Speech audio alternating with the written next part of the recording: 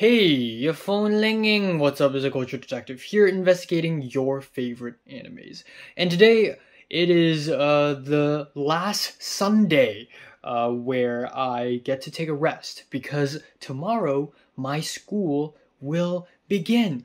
Oh my god. It's going to be another chapter in my life, another anime arc in my life, if you will, and I am incredibly excited. But also, what I'm also going to be doing today is actually going to do a review, my first review of 2024. Yes, and that is a review of the new Jujutsu Kaisen Season 2. So this is a new anime, Season 2 of this anime, from Jujutsu Kaisen. The person who created Jujutsu Kaisen is Akutami Gege, and then it is adapted into an anime by Mappa Studios, and it is released in the year 2020 with Season 1. I believe it's 2020. Or is it 2021? I forgot. But yeah, a couple of years ago, Mappa Studios released Season 1 of Jujutsu Kaisen, and I freaking loved it. Yeah, it is mainstream shonen action adventure, and it's more of the same kind of stuff, but I absolutely loved it. For one, the characters are really, really fun and interesting and quirky, and there's so many amazing characters that I just really, really love. And then second of all, I love the quirky, weird, edgy, violent fighting styles that Jujutsu Kaisen has. A lot of other animes have action, but they're heavily censored, and they're very clean, and they're very basic. But Jujutsu Kaisen is weird and edgy, and I kind of love it. Third of all, I really like the big world building that Jujutsu Kaisen has. It takes place in Japan in modern times, and it uses Japan. It uses Tokyo particularly to create its world and build its characters. There's a lot of organizations, there are a lot of different factions, there are a lot of antagonists of different kinds.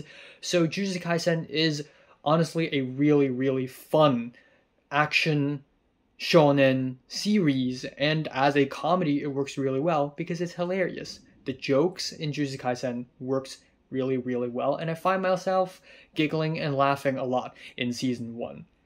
But everything's about to change in Season 2. So before getting into the story, let's talk about the OPs and the EDs. I think they're okay. We have the OP, which there are two OPs, one for the flashback arc and one for the Shibuya incident arc, and they're both fine for what they are. For the flashback arc, aka the hidden inventory arc, it is basically the first OP, but the main character becomes Gojo Satoru, which makes sense. And then the Shibuya incident arc, it's dark, it's sad, it's dramatic, and I think it works. The ED is fine for the most part. And then another thing I love about Jujutsu Kaisen before we continue is the episode titles. I don't talk about this often in anime reviews because they usually they're not great. But the episode titles in Jujutsu Kaisen Season 2 is amazing. In Season 1 it's average, but in Season 2 it's freaking amazing because what's great about Jujutsu Kaisen aesthetically is that it likes using weird kanjis. And the episode titles, most of the episode titles in Season 2 are all made up of weird kanjis. Like Hidden Inventory, which is very interesting. It's not even called Hidden Inventory in the manga, by the way, I think. And then Premature Death. And then Shibuya Incident from episodes 8 to 23. It basically covers the Shibuya Incident arc in the manga. And in the manga, every single chapter is called the Shibuya Incident. The Shibuya Incident Part 37, the Shibuya Incident Part 38, the Shibuya Incident Part 39, and it goes up to 50 something, maybe even 60 something. But in here, they made sure there's a diversity of episode titles. So we have Dull Knives, Red Scale, Fluctuations, Pandemonium, and the Japanese titles of these episode titles is even cooler than that. And that's just really, really cool. And I really, really love that. It just feeds into the aesthetic so well. And similarly, I can say the same thing about the character names.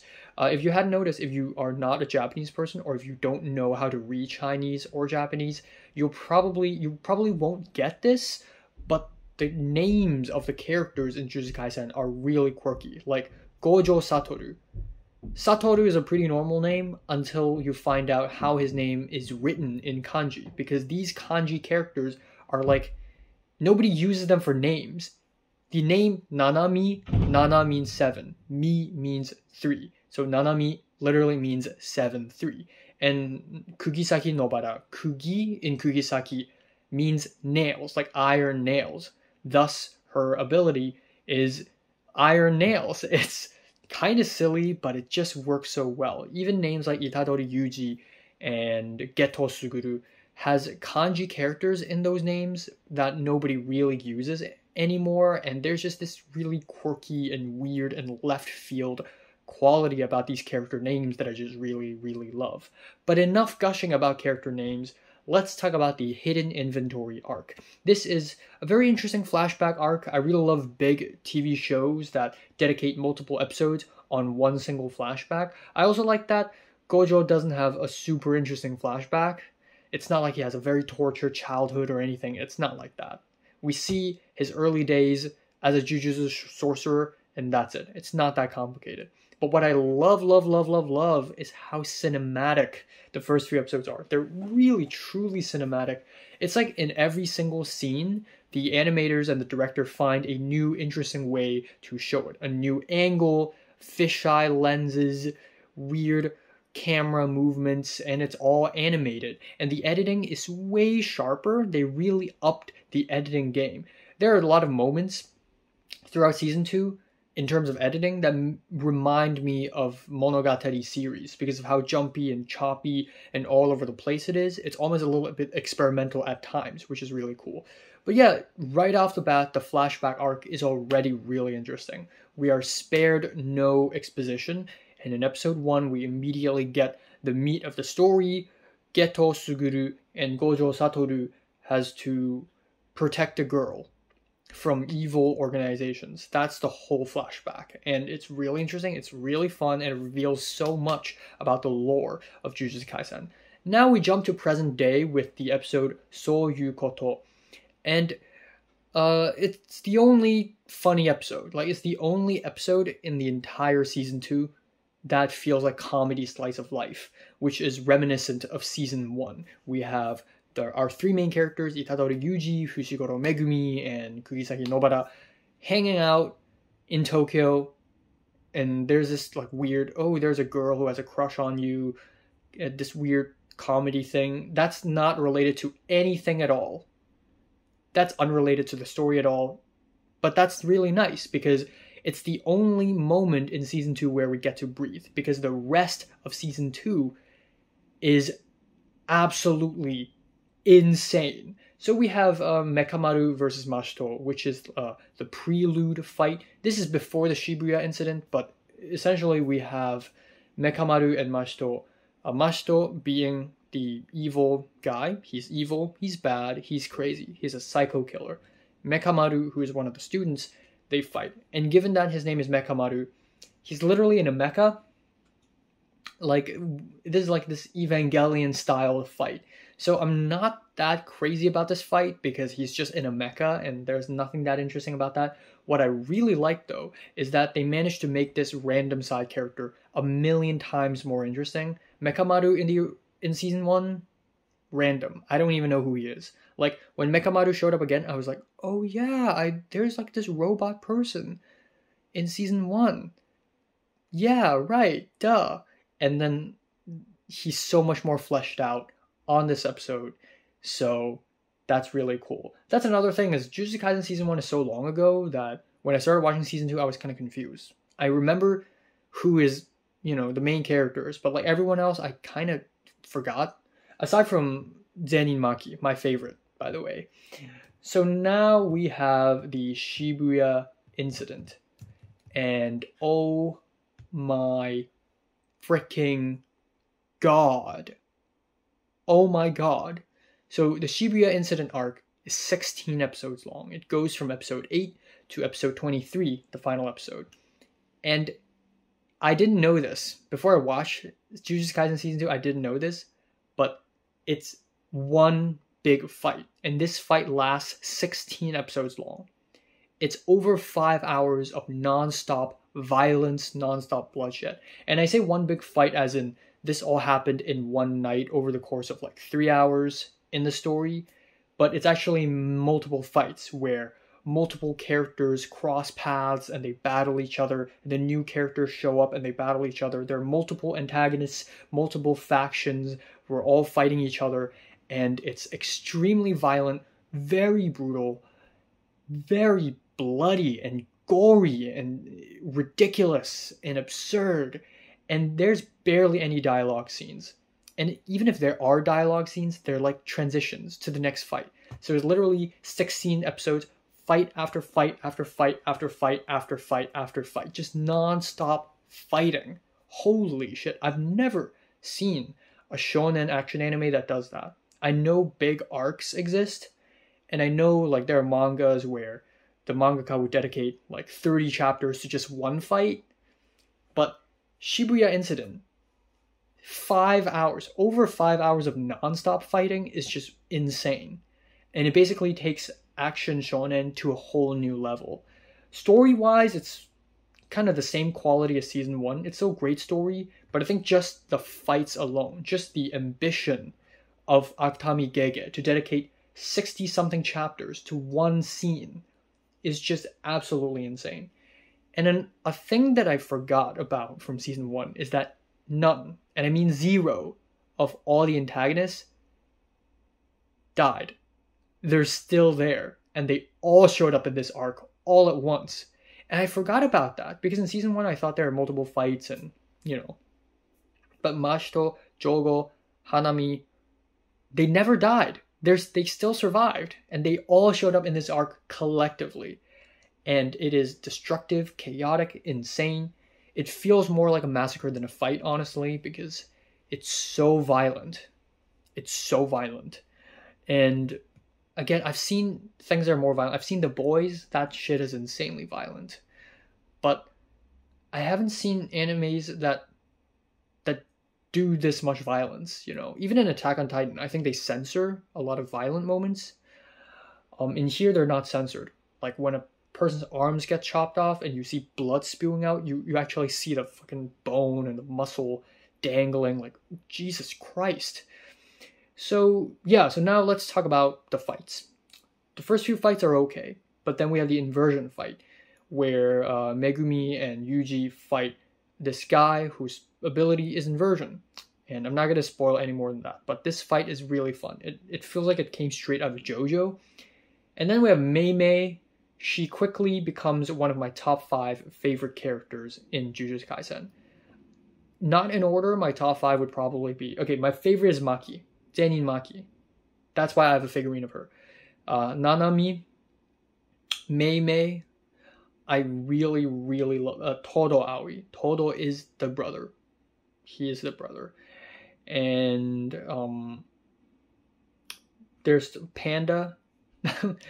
I love all these characters. And Nobara as well. And so, Jujutsu Kaisen has so many great characters, and Mei Mei has become one of them. She is just... Who doesn't love an Ara girl? Who doesn't love an Ara Jujutsu sorcerer? So that's really cool. There's Angry Nanami versus the Blonde Knife guy, which is a very short fight, but oh my god, Angry Nanami is menacing. And his voice actor, Tsuda Kenjiro, is horrifying. When he sounds angry, it's actually horrifying. Then we have the Red Scale fight, which is between Itadori Yuji and Choso. And oh my god, we're only halfway through the arc, and we already have probably the most brutal and intense fight.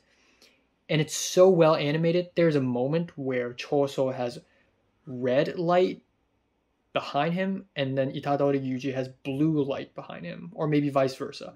And the whole fight is just streaks of red and blue just clashing with each other.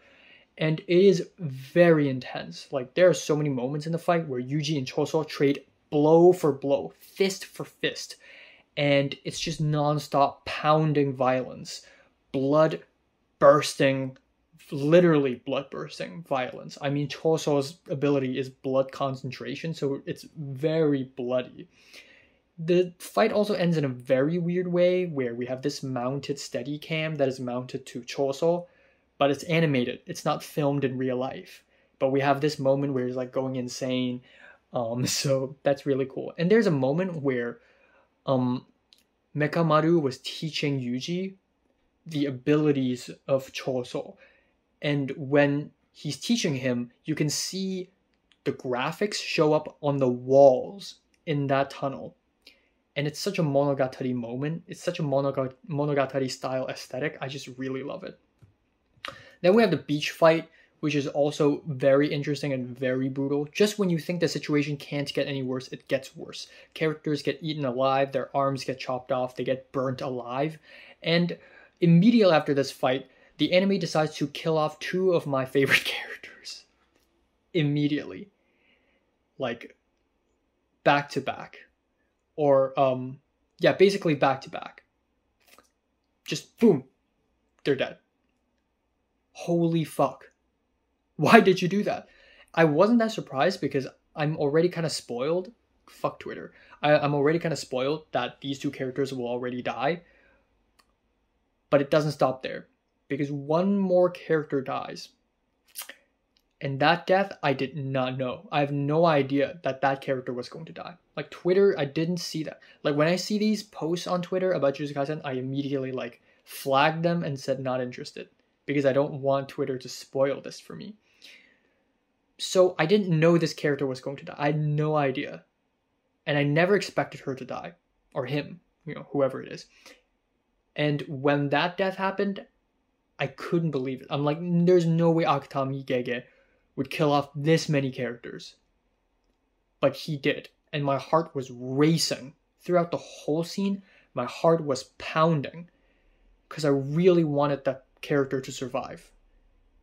And it's just devastating. And that leads to one of the most emotionally intense performances from Itadori Yuji's voice actor I've seen. It's genuinely upsetting and very intense. We also have the Zenin Toji fight, which I love. I actually really love the ending to that fight, because you would think that that fight would build up to an emotional climax, but it just ends in the most cold-blooded way possible. It's just dark and sad, and it doesn't even allow room to build to an emotional scene or anything. We have Sukuna versus Mahoraga. Minor spoiler alert, but Sukuna shows up briefly. This fight is so destructive and so insane and ridiculous, it completely takes my suspense of disbelief away. And I'm not saying that this fight is not intense. It is a very crazy fight. It's easily the most destructive fight in the entire arc. But it's so ridiculous that it's almost unbelievable how insane this fight is. But I think that's how destruction works in storytelling. It just happens, and you can't believe it just happened. But now it's time for me to address the animation controversy, because if you hadn't noticed, MAPPA Studios is exploiting and abusing their animators. And they're being overworked, and they're not paid well, and they're dying. And it's a torturous working environment. And again, just like how I've said this in my top anime list, but if these animators get rest in the expense that Jujutsu Kaisen gets delayed, I would rather that happen. But unfortunately, that's not what happened. And this episode in particular is sort of like the breaking point for a lot of animators, because it's so difficult to animate this scene. It's so difficult. There's so many particle effects, so many debris, so many layerings. At the same time, some fans are like, oh, it's terribly animated, because the lines start to get wiggly and it's not detail oriented. But when I watch these scenes, it's almost like this is an intentional art style. And I actually low-key loved it. But it is still very much true that the animators are being exploited, they're mistreated, and it's terrible. And I hope they form a union and like strike, even though that never happens in Japan. But I hope they do that. I really hope they do that. And then we have the final fight, which is absolutely insane. It's very climactic, but it ends on a very sour note.